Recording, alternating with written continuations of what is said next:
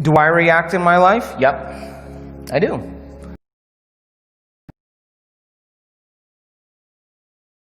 But the question is, how long are you going to react? That's the real question. Because if you keep that emotional reaction going on for an extended period of time, sooner or later it'll become your identity. And then people say, why are you so bitter? Why are you so frustrated? Why are you suffering so much? In your brain, in that emotion, you're in the emotion, which means you're in the chemical residue of the past, is going to call up the event because you're emotionally connected to it. And you're going to say, I'm this way because of that past experience. So then, imagine what I do with people. We have people that have been abused. We have people that have been traumatized, that have been assaulted. We have people that have had very, very difficult pasts. And have you ever heard me say to revisit the event? Have you ever heard me say that? Never do we need to revisit the event, because once you do, you open the box. But what we want to do is overcome the emotion, because that's just what's lasting from the event. So you sit a person down, and the moment you sit them down, what do you think the body is going to do? It's going to look for something to recreate that emotion, because that's the person's identity. Are you with me still? So if I if I inspire the person to sit there, and they're sitting there, and all of a sudden they're noticing that they're hot, and they're irritated, and their stomach is twisting, and all of a sudden it's a group of sensations, a group of feelings that they have called all along frustration. But the different sensations, the moment you name it, it becomes an emotion. But what it is just bodily sensations. It's energy that's stuck in the body. So the body is looking to go back to the past. It's believing it's in the past. Are you with me still? So if the person becomes aware that their body is doing that, and like training an animal, allow the body to feel that emotion and then settle it down into the present moment. When you settle it down into the present moment, the body starts to trust the present moment and move out of the past. And there's a release of energy. Then the body goes, well, wait a second, what's going to happen in the next moment? And it starts doing that. And it starts to try and anticipate the future. And you settle the body back down into the present moment. And every time you do that, you're telling the body it's no longer the mind, that you're the mind, and your will is getting greater than the program. And all of a sudden, you start to lower the volume to that emotion. And when you begin to break the addiction to that emotion, the side effect of breaking that addiction is called joy. It's called freedom. All of a sudden, the body's saying, I don't want to be tormented anymore. Now, does that mean you shouldn't grieve over things that you lose? Grieving is a biological process. It's neural pruning. It's a death of circuitry. It's a death of emotions. It's the absence, a void of something in your life. And that's important, but in grief, sooner or later, you got to come to a greater understanding about death, a greater understanding about loss, a greater understanding so that you can adapt to those conditions. Every time I sit with someone and they start complaining about their life, and I let them go for a few minutes, and then I go, oh! You know what I say to them? You only complain about your life when it's not working. And the emotion that you're feeling right now is keeping you connected to the past. You never do this when your life is working.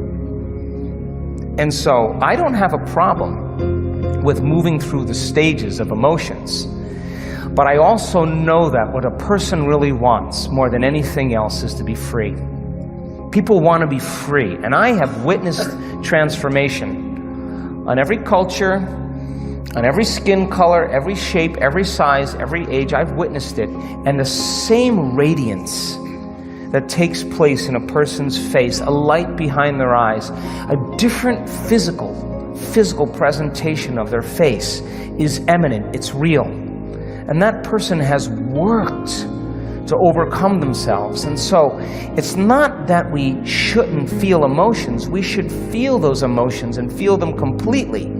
And like a child, get over it though, and just let it out and then go. When we witness people analyzing their life within some disturbing emotion on the brain scans, over and over again, we saw their brain getting worse. Just worse. And I would go, excuse me, Hector, what the hell were you doing in there? Oh, I was just caught up with my ex and the kids. And well, yeah, I want you to know that that's making your brain worse. And so then when they start reasoning that, and they understand, I'm not going to give them the answer to their problems, because when a person is suffering, what are they looking for? They're looking for me to take them out of their suffering, and I can give them the answer, the correct answer to their problems, and they will argue against me. They will argue the entire time. No, but. And I know what I don't. I just say, take the ride with me. Give me 4 days. Give me 5 days. Cross the river. Get beyond yourself and get beyond that emotion.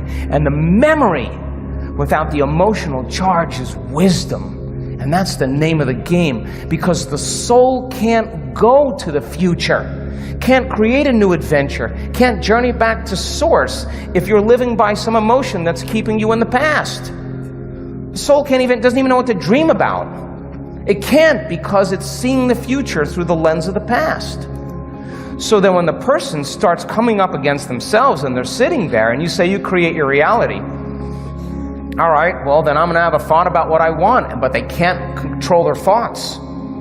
That's because their body's influencing their mind. So the only way they're going to begin to liberate energy is to be still and to know that they're God, to be greater than their body. And every time they settle it back into the present moment, they're lowering the volume to that emotion, and now they become the mind. And the body is no longer the mind, and when the body is finally free, they'll see possibilities they never saw before. I've seen it too many times. And all of a sudden, all that person wants to do is be in the present moment and become more happy. They want more of that. But living in guilt or grief or shame or unworthiness, I had someone tell me they lost a loved one the other day. And I said, well, okay, how long have you been grieving? Oh, about a year. Really? Okay, well, suppose it was you that left and you were looking at the person you loved moping around for a year. What would you say to them after a year if you truly love them? Get over it and have a happy life. I'm doing great. You should make yourself happy. You really love me? Live a happy life. That would be the greatest testament of love for each other. Because if you're suffering, then you're making this hard on me. And so then we always have to update our versions about reality, because it's the only way that we adapt. Don't believe everything you've read or heard.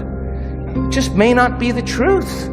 There's always a greater truth that you and I can begin to investigate.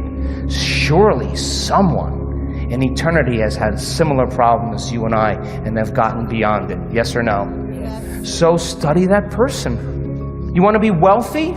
Study wealthy people. Don't just have some panacea that you're just going to get wealthy. Read about wealthy people and find out that they lost everything and failed miserably 20, 50 times. But what they had as a characteristic, a quality in their personality, is they were persistent, and they kept changing, and they kept forgiving and letting go of the past and kept going. And sooner or later they ran into it, and when they had all the money they wanted, it was never about the money. It was just about that they could prove to themselves that they can do it. And you and I are no different than that. But if you can't create a future because of some emotion that keeps you in the past, you're going to have to square off with that emotion.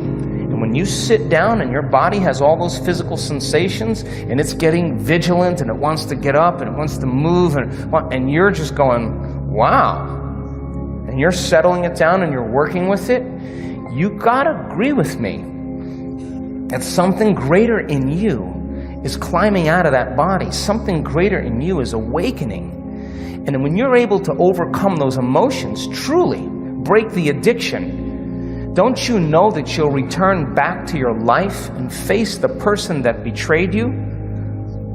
and you will see a part of yourself that you used to be that you no longer are, and you're not going to have anything else but love for them. In fact, you're going to have compassion for them because you're going to realize how stuck they are, and you're liberated and free. True forgiveness is when you take your attention off somebody because you've overcome the emotion, and that gives them permission to show up differently in your life because you freed yourself and you freed them. And all of a sudden, reality begins to unfold in mysterious ways, and that person shows up and says, "Forgive me. I was so wrong," and you're over it already. And you're just like, go on with it, man. I'm in a new life. I would have never been in this new life if you didn't betray me. Thank you.